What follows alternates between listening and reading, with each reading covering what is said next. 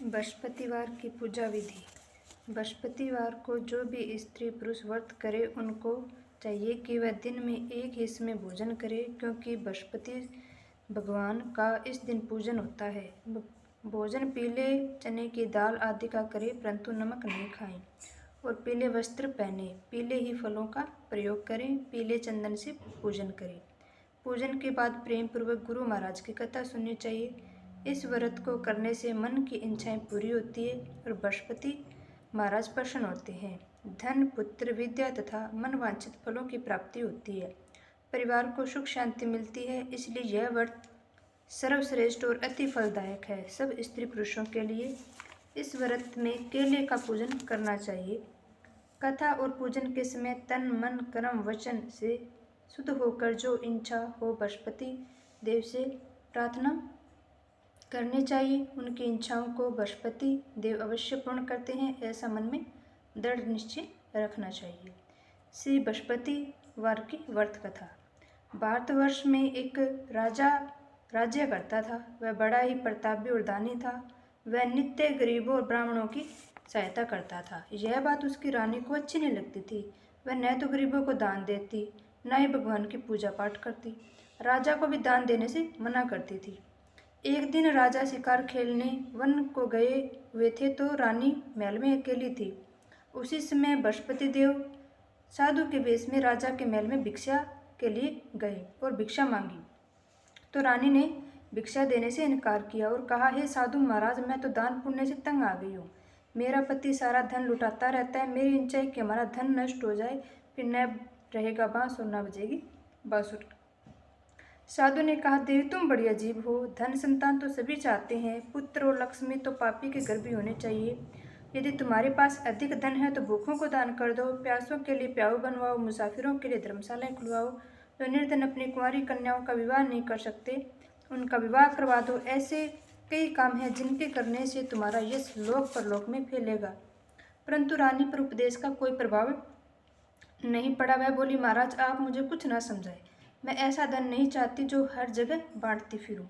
साधु ने उत्तर दिया, यदि तुम्हारी यही इच्छा है तो तथास्तु। तुम ऐसा करना, बृहस्पतिवार को घर लीपकर पीली मिट्टी से अपना सिर धोकर स्नान करना, भट्टी चढ़ाकर कपड़े धोना। ऐसा करने से आपका सारा धन नष्ट हो जाएगा। इतना कहकर वह साधु महाराज वहां से आलोप हो गए। जैसे वह साधु कह के गया, रानी ने वैसे ही किया। अच्छा बृहस्पतिवार बीते थे कि उसका समस्त धन नष्ट हो गया। भगवान भोजन के लिए दोनों तरसने लगे, संसारिक भोगों से दुखी रहने लगे। वह राजा रानी से कहने लगा, तुम यहाँ पर रहो, मैं दूसरे देश में जाता हूँ, क्योंकि यहाँ पर मुझे सभी मनुष्य जानते हैं, इसलिए मैं यहाँ पे कोई कार्य नहीं कर पाऊँगा। देश चोरी परदेश भीख बराबर है। ऐसा कहकर राजा परदेश चला गया। वह जंगल को जाकर लकड़ी काटता और उसे शहर में बेचता। इस तरीके से जीवन व्यतीत करने लगा। एक दिन दुखी होकर जंगल में एक पेड़ के नीचे निश्चित रूप से आसन जमाकर बैठ गया। वह अपनी दशा को याद करके व्याकुल हो गया। बृहस्पतिवार का दिन था। एकाएक उसने देखा कि निर्जन वन में एक साधु प्रकट हुआ। वह साधु वेश में स्वयं बृहस्पति देवता थे। लकड़हारे के सामने आकर बोले, हे लकड़हारे, इस सुनसान जंगल में तू चिंता मगन क्यों बैठा है? लकड़हारे ने दोनों हाथ जोड़ के प्रणाम किया और उत्तर दिया, महाराज आप तो सब जानते हैं, मैं क्या कहूँ। यह कहकर वह रोने लगा। साधु को आत्मकथा सुनाई। महात्मा जी ने कहा, तुम्हारी स्त्री ने बृहस्पतिवार के दिन वीर भगवान का निरादर किया, जिसके कारण उन्होंने नाराज होकर तुम्हारी यह दशा कर दी। अब तुम चिंता को दूर करके मेरे कहने पर चलो, तुम्हारे सब कष्ट दूर हो जाएंगे। भगवान पहले से अधिक संपत्ति देंगे। तब बृहस्पतिवार के दिन पाठ किया करो। 5 रुपए के चने मुनक्का मंगवाकर उसका प्रसाद बनाओ। शुद्ध जल के लोटे में शक्कर मिलाकर अमृत तैयार करो। कथा के पश्चात अपने सारे परिवार और सुनने वाले प्रेमियों में अमृत व प्रसाद बांटकर आप भी ग्रहण करो। ऐसा करने से भगवान तुम्हारी सभी कामनाएं पूरी करेंगे। साधु के ऐसे वचन सुनकर लकड़हारा बोला, हे प्रभु, मुझे लकड़ी बेचकर इतना पैसा नहीं मिलता है जिससे भोजन करने के उपरांत कुछ बचा सकूं। मैंने रात्रि में अपनी स्त्री को व्याकुल देखा। मेरे पास कुछ भी नहीं है जिससे उसकी खबर मंगा सकूं। साधु ने कहा, हे लकड़हारे, तुम किस बात की चिंता मत करो। बृहस्पतिवार के दिन तुम रोजाना की तरह लकड़ियां शहर लेकर जाओ। तुमको रोज से दुगना धन प्राप्त होगा, जिससे तुम भली भांति भोजन कर लोगे और बृहस्पति देव की पूजा का सामान भी आ जाएगा। इतना कहकर साधु अंतर्ध्यान हो गए। धीरे धीरे समय व्यतीत होने लगा। वही बृहस्पतिवार का दिन है। लकड़हारा जंगल से लकड़ी काटकर किसी शहर में बेचने गया। उसे उस दिन और दिनों से अधिक पैसा मिला। राजा ने चना गुड़ आदि लाकर गुरुवार का व्रत किया। उस दिन उसके सभी क्लेश दूर हो गए। परंतु जब दोबारा बृहस्पतिवार का दिन आया तो वह व्रत करना भूल गया। इस कारण बृहस्पति देव नाराज हो गए। उस दिन उस राजा ने विशाल यज्ञ का आयोजन किया और शहर में ये घोषणा करवा दी कि कोई भी मनुष्य अपने घर में भोजन न बनाए, न आग जलाए। समस्त जनता मेरे यहाँ पर भोजन करने के लिए आए। इस आज्ञा को जो नहीं मानेगा उसको फांसी दी जाएगी। इस घोषणा की संपूर्ण नगर में करवा दी। राजा की आज्ञा के अनुसार शहर के सभी लोग भोजन करने लग गए। लेकिन लकड़हारा कुछ देर से पहुंचा, इसलिए राजा उसको अपने साथ घर ले आए और भोजन करा रहे थे। राजा की दृष्टि उस खूंटी पर पड़ी जिस पर उसका हार लटका हुआ था। वह वहां पर दिखाई नहीं दिया। राजा ने निश्चय किया, मेरा हार इस मनुष्य ने चुरा लिया है। उसी समय पुलिस को बुलाकर उसको जेल खाने में डलवा दिया। जब लकड़हारे जेल में पड़ गया तो बहुत दुखी होकर विचार करने लगा, न जाने कौन से पूर्व जन्म के कर्म से मेरे लिए दुख प्राप्त हुआ है। उसी साधु को याद किया जो जंगल में मिला था। उस समय तत्काल बृहस्पति देव साधु के रूप में प्रकट होकर उसकी दशा को देखकर कहने लगे, हे मूर्ख, तूने बृहस्पति देव की कथा नहीं की, इसी कारण तुम्हें दुख प्राप्त हुआ है। अब तुम चिंता मत करो। बृहस्पतिवार के दिन जेल खाने के दरवाजे पर 4 पैसे पड़े मिलेंगे। उससे तुम बृहस्पति देव की पूजा करना, तेरे सभी कष्ट दूर हो जाएंगे। बृहस्पतिवार के रोज उसी समय उसको 4 पैसे मिले। लकड़हारे ने कथा कही। उसी रात्रि को बृहस्पति देव ने उस नगर के राजा को स्वप्न में कहा, हे राजा, तुमने जिस आदमी को जेल खाने में बंद किया हुआ है वह निर्दोष है। वह राजा है, उसे छोड़ देना। रानी का हार उसी खूंटी पर लटका है। अगर तूने ऐसा नहीं किया तो मैं तेरे राज्य को नष्ट कर दूंगा। इस तरह रात्रि के स्वप्न को देखकर राजा प्रातःकाल उठा। कुंटी पे हार देकर लकड़हारे को बुलाकर क्षमा मांगी तथा लकड़हारे को योग्य सुंदर वस्त्र आभूषण देकर विदा किया। बृहस्पति देव की आज्ञा के अनुसार लकड़हारा अपने नगर को चल दिया। राजा जब अपने नगर के निकट पहुंचा तो उसे बड़ा आश्चर्य हुआ। नगर में पहले से अधिक बाग, तालाब, कुएं, बहुत सी धर्मशालाएं, मंदिर आदि बन गए थे। राजा ने पूछा, ये किसका बाग और धर्मशाला है? तो नगर के लोग कहने लगे, यह सब रानी और बांदी की है। तो राजा को आश्चर्य हुआ, गुस्सा भी आया। जब रानी ने खबर सुनी कि राजा आ रहे हैं तो बांदी से कहा, हे दासी, देख राजा हमको इतनी बुरी हालत में छोड़कर गए और हमारी ऐसी हालत देखकर वह लौट ना जाए, इसलिए तुम दरवाजे पे खड़ी हो जा। और आज्ञा के अनुसार दासी दरवाजे पर खड़ी हो गई।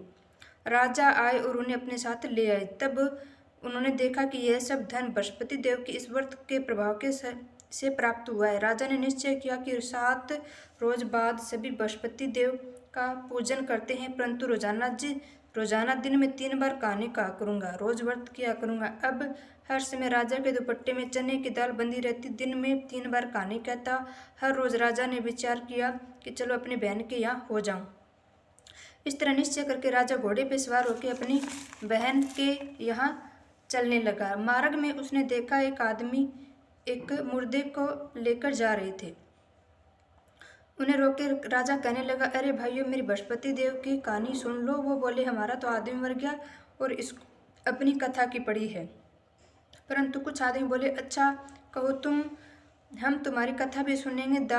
राजा ने दाल निकाली। जब कथा आदि हुई तो मुर्दा हिलने लग गया। जब कथा समाप्त हुई तो राम राम कह के मनुष्य उठकर खड़ा हो गया। आगे मार्ग में एक किसान में हल चलाता मिला। राजा ने उसे कहा, उससे बोला, अरे भैया, तुम मेरी बृहस्पति देव की कथा सुन लो। किसान बोला, जब मैं तेरी कथा सुनूंगा तब तक 4 हेरिया और जोत लूंगा। जा अपनी कथा किसी और को सुनाना। इस तरह राजा चलने लगा। राजा के हटते ही बैल पछाड़ खाकर गिर गए और उसकी पेट में बड़ी जोर का दर्द होने लगा। उस समय उसकी माँ रोटी लेकर आई तो उसने यह देखा कि उसका अपने पुत्र का ये हाल देखा तो बेटे ने सब हाल बता दिया। बुढ़िया दौड़ी दौड़ी उस घुड़सवार के पास गई और बोली, मैं तेरी कथा सुनूंगी, तू अपनी कथा मेरे खेत में चलकर ही सुनाना। राजा ने बुढ़िया के खेत पे जाके कथा कही, जिसे सुनते ही बैल उठ खड़े हो गए और किसान के पेट का दर्द बंद हो गया। राजा अपने बहन के घर पहुंचा। बहन ने भाई की खूब मेहमानबाजी की। दूसरे रोज प्रातः राजा जगा तो वह देखने लगा कि सब लोग भोजन कर रहे हैं। राजा ने अपनी बहन से कहा कि ऐसा कोई मनुष्य है जिसने भोजन नहीं किया हो। हे बृहस्पति, मेरी बृहस्पति देव की कथा सुन ले। बहन ने कहा, हे भैया, ये देश ही ऐसा है, यहाँ लोग भोजन करते हैं, बाद में अन्य काम करते हैं। अगर कोई पड़ोस में हो तो देखाऊं। वह ऐसा कहकर देखने चली गई, परंतु उसे कोई ऐसा व्यक्ति नहीं मिला जिसने भोजन नहीं किया हो। अंत वे कुमार के घर पे गए, जिसका लड़का बीमार था। उसे मालूम हुआ कि उसने यहाँ 3 रोज से किसी ने भी भोजन नहीं किया है। रानी ने अपने भाई की कथा सुनने के लिए कुमार से कहा। वह तैयार हो गया। राजा ने जाकर बृहस्पतिवार की कथा कही, जिससे सुनकर लड़का ठीक हो गया। राजा की प्रशंसा होने लगी। एक रोज राजा ने बहन से कहा, हे बहन, हम अपने घर को जाएंगे, तुम भी तैयार हो जाओ। राजा की बहन ने अपनी सास से कहा। सास ने कहा, हाँ चली जा, परंतु अपने लड़के को मत ले जाना, क्योंकि तेरे भाई की कोई औलाद नहीं है। बहन ने अपने भाई से कहा, हे भैया, मैं तो चलूंगी, परंतु कोई बालक नहीं जाएगा। राजा बोला, जब बालक ही नहीं जाएगा तो तुम क्या करोगी जाके। बड़े दुखी मन से राजा अपने नगर को लौट आया। राजा ने अपनी रानी से कहा, तुम निर्वंशी राजा है, हमारा मुंह देखने का धर्म नहीं है, कुछ भोजन आदि नहीं किया। रानी बोली, हे प्रभु, बृहस्पति देव ने हमें सब कुछ दिया है, हमें औलाद अवश्य देंगे। उसी रात को बृहस्पति देव ने राजा से स्वप्न में कहा, हे राजा, उठ, सभी सोच त्याग दे, तेरी रानी गर्भ से है। राजा की यह बात सुनकर बड़ी खुशी हुई। 9वें महीने उसके गर्भ से एक सुंदर पुत्र प्राप्त हुआ। तब राजा बोला, हे रानी, स्त्री बिना भोजन के रह सकती है, बिना कहे नहीं रह सकती। जब मेरी बहन आए तब तुम मुझसे कुछ मत कहना। रानी ने कहा, हाँ। जब राजा की बहन ने यह शुभ समाचार सुना तो वह बड़ी खुश हुई और बधाई लेकर अपने भाई के यहाँ आई। तभी रानी ने कहा कि घोड़ा चढ़कर तो नहीं आई, गधा चढ़ी आई है। राजा की बहन बोली, भाभी, मैं इस प्रकार न कहती तो तुम्हें औलाद कैसे होती। बृहस्पति देव ऐसे ही हैं, जिसके मन में कामनाएं हैं सभी को पूर्ण करते हैं। जो सद्भावना पूर्वक बृहस्पतिवार का पूजा करता है, व्रत करता है, कथा पढ़ता है, सुनाता है, बृहस्पति देव उसकी मनोकामना पूर्ण करते हैं। भगवान बृहस्पति देव उसकी सदैव रक्षा करते हैं। संसार में सद्भावना से भगवान जी का पूजन व्रत करके सच्चे हृदय से उसका मनन करते हुए जयकारा बोलना चाहिए। जय बृहस्पति देव की। बृहस्पति देव की एक अन्य कथा है। प्राचीन काल में एक ब्राह्मण था। वह बहुत ही निर्धन था। उसके कोई संतान नहीं थी। उसकी स्त्री बहुत मलिनता के साथ रहती थी। वह न स्नान करती, किसी देवता का पूजन नहीं करती। इससे ब्राह्मण देवता बड़े दुखी थे। बेचारे कुछ कहते थे, किंतु उसका परिणाम नहीं निकलता। भगवान की कृपा से ब्राह्मण की स्त्री के कन्या रूपी रत्न प्राप्त हुआ। कन्या बड़ी होने पर प्रातः स्नान करके विष्णु भगवान का जाप करती, बृहस्पतिवार का व्रत करने लगी, अपने पूजन पाठ को समाप्त करके स्कूल जाती, जो अपनी मुट्ठी में जौ भर के ले जाती, पाठशाला के मार्ग में डाल देती। तब ये जो श्रवण के हो जाते, लौटते समय उनको बीनकर घर ले आती। एक दिन बालिका सूप में उससे सोने के जौ को फटकार कर साफ कर रही थी कि उसके पिता ने देख लिया और कहा, हे बेटी, सोने के जौ के लिए सोने का सूप होना चाहिए। दूसरे दिन बृहस्पतिवार था। इस कन्या ने व्रत रखा और बृहस्पति देव से प्रार्थना की, मैंने आपकी सच्चे मन से पूजा की है, मेरे लिए सोने का सूप दे दो। बृहस्पतिवार ने उसकी प्रार्थना कर ली। रोजाना की तरह कन्या जौ फैलाती हुई जाने लगी। तब लौटकर जौ बीन रही थी। बृहस्पतिवार की कृपा से सोने का सूप मिला। उसे वह घर ले आई और उससे जौ साफ करने लगी, परंतु उसकी माँ का वही ढंग था। एक दिन की बात, वह कन्या सोने के सूप में जौ साफ कर रही थी। उस समय शहर का राजपुत्र वहां से निकला। इस कन्या के रूप में कार्य करते हुए देख के उसे मोहित हो गया तथा अपने घर आकर भोजन तथा जल त्याग के उदास होकर लेट गया। राजा को इस बात का पता चला तो अपने प्रधानमंत्री के साथ उसके पास गए और बोले, हे बेटा, तुम्हें किस बात का कष्ट है? किसी ने अपमान किया है और कोई कारण हो तो बताओ, मैं वही कार्य करूँगा जिससे तुम्हें प्रसन्नता हो। अपने पिता की राजकुमार ने बातें सुनी तो वह बोला, मुझे आपकी कृपा से किसी बात का दुख नहीं है, किसी ने मेरा अपमान नहीं किया, परंतु मैं उस लड़की से विवाह करना चाहता हूँ, जो सोने के रूप में जो साफ कर रही थी।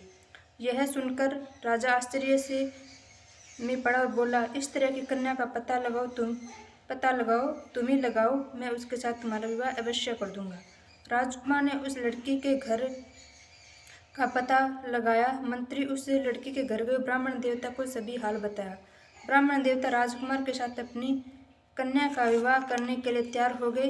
विधि विधान के साथ ब्राह्मण की कन्या का विवाह राजकुमार के साथ में हो गया। कन्या के घर जाते ही पहले की भांति उस ब्राह्मण देवता के घर में गरीबी का निवास हो गया। अब ब्राह्मण के लिए भोजन की व्यवस्था करना भी मुश्किल हो गया। एक दिन दुखी होकर ब्राह्मण देवता अपनी पुत्री के पास गए।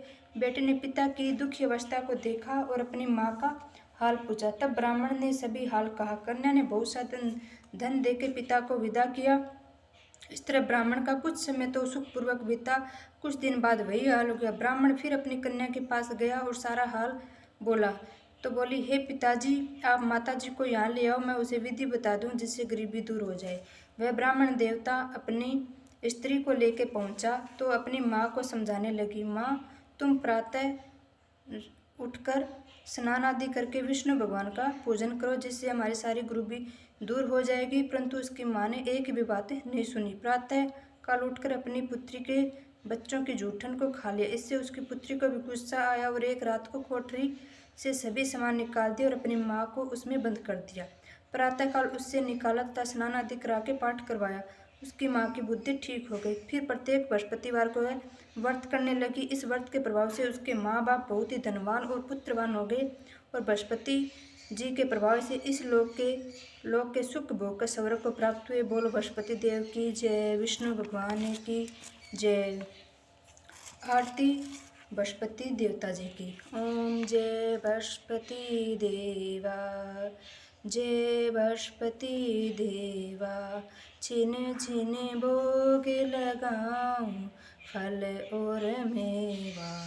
ओम जय बृहस्पति देवा, तुम पूर्ण परमात्मा, तुम अंतर्यामी, जगत पिता जगदीश्वर, तुम सबके स्वामी।